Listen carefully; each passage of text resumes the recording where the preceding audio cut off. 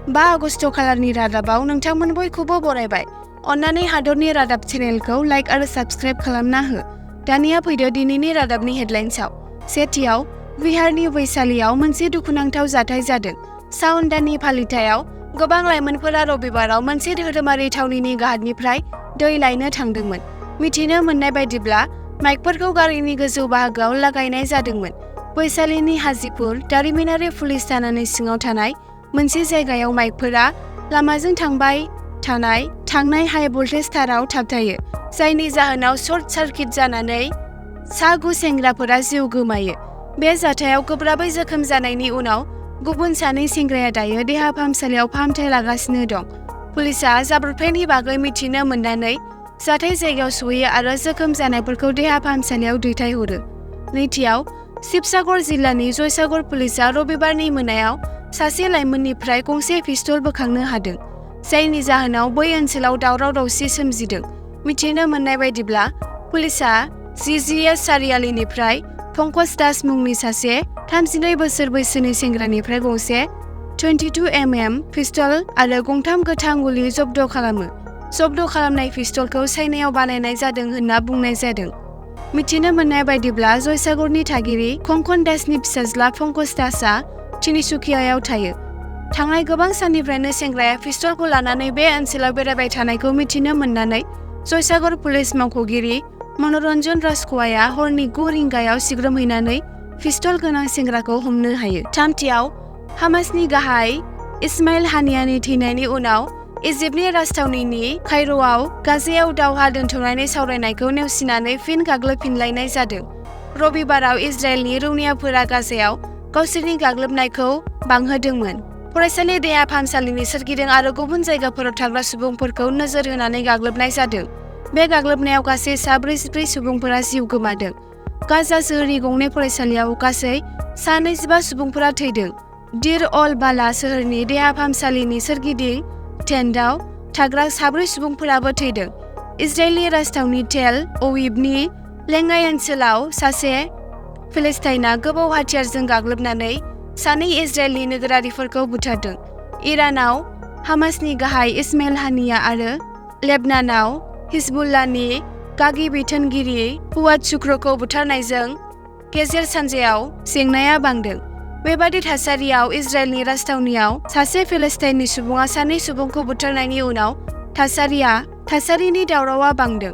थैनायफोरनि गेजेराव सासे 70 बोसोर बैसोनि आइजो आरो 80 बोसोर बैसोनि हौवामोन। बे गाग्लोबनायाव 2 सुबुंफोराबो जोखोम जादोंमोन। पुलिसआ मिथिहोदों दि गाग्लोबनाया सासे फिलिस्टाइननि उदखारिजों खालामजादोंमोन, जायखौ जायगायावनो गावथारनाय जादों। लेबनाननिफ्रायनो इजराइलाव रकेट आरो मिसाइलजों गाग्लोबनाया सोलिबाय थादों। रबिबाराव इरानजों मदद होजानाय हिजबुल्लाहआ इजराइलाव फ्राय 50 रकेट गावहरदोंमोन। बेफोरनि गेजेराव बांसिनानो इजराइलनि अख्रां रैखाथि खान्थिजों अख्राङाव फोजोबस्रांजादों, नाथाय माखासेफोरजों खहा जानायनि खौरां मोननाय जादों। लेबनानाव इजराइलनि फिन साजा होनायाव अख्रां गाग्लोबनायाव सासे सुबुंनि जिउ खहा जानायनि खौरां मोननाय जादों। इजराइल आरो लेबनाननि गेजेराव 10 दानसिम सोलिबाय थानाय दावहाया बांनायनि सन्देह दं। बेनि जाहोनाव भारत, आमेरिका, फ्रान्स, ब्रिटेननि गेजेरजों गोबां हादोरफोरा गावसोरनि नोगोरारिफोरखौ थाबैनो लेबनानखौ नागारनो खावलायदों। ब्रैथियाव, शिबसागराव मोनसे गिख्रंथाव जाथाय जादों।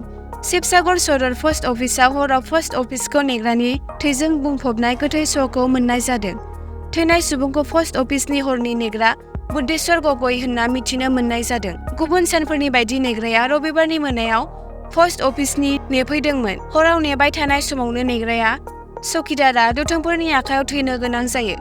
पुलिसआ जाथाय जायगायाव सौहैनानै नायबिजिरनायखौ जागायो। पस्ट अफिसआव जानाय जाथायआ बै जिल्लानि गासैखौबो सोमोनांहोदों। बाथियाव, बांलादेशआव फरायसाफोरा रिजार्भेशननि बेरेखायै सोमावसारनाया दिनैसिमबो जोबनो थाङाखै। बेनि गेजेराव बांलादेश सोरखारा रबिबारनि मोनाबिलिनि 6 रिंगानिफ्राय गासै बांलादेशआव कार्फिउ फोसावना होदों।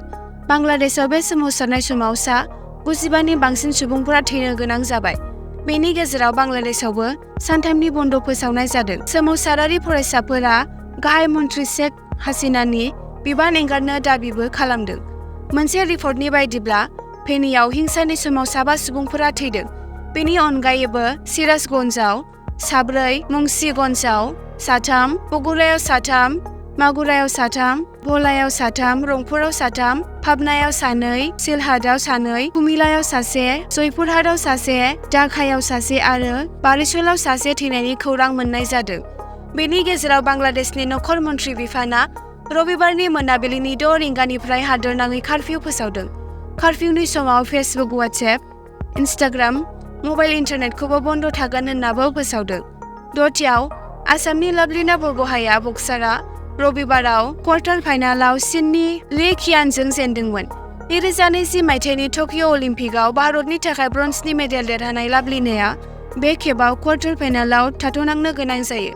लाभलिनाया 4-1खौ जेनदों। बेराफारसेथिं भारतारि हकी हानजानि देरहानायनि फारिया अलिम्पिकआव सोलिबाय थादों। भारतनि हकी हानजाया जोबोद मोजां दिन्थिफुंनायजों अलिम्पिकनि सेमि फाइनेलाव सौहैनो हाबाय।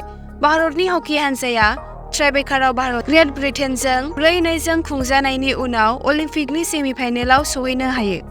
एसेनोसै दिनैनि हादरनि रादाबाव। भिडिअखौ जोबजासिम नायनायनि थाखाय हामबायसै।